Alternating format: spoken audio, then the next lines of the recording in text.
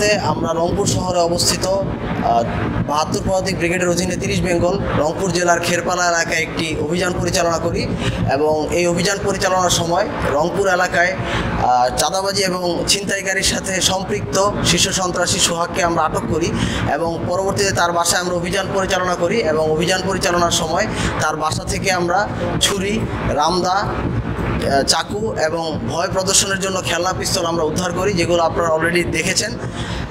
আর পরবর্তীতে আমরা এই সোহাগের কাছ থেকে তথ্য নিয়ে রংপুর এলাকার আরেক শীর্ষ সন্ত্রাসী দুকু নামে একজন সন্ত্রাসীর বাসায় অভিযান পরিচালনা করি, তবে তাকে ধরা সম্ভব হয়নি।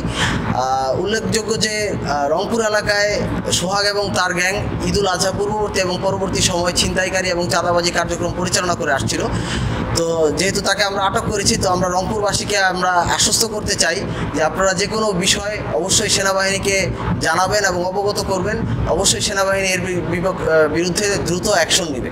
তো আমরা রংপুরবাসীকে এই বিষয়ে আশ্বস্ত করতে চাই, আপনারা নিরাপদে থাকেন, শুধু সেনাবাহিনীকে আপনারা এই বিষয়গুলো সময় মতো ইনফো করবেন। আমরা ইনশাল্লাহ এর বিরুদ্ধে কার্যকরী ব্যবস্থা নেব।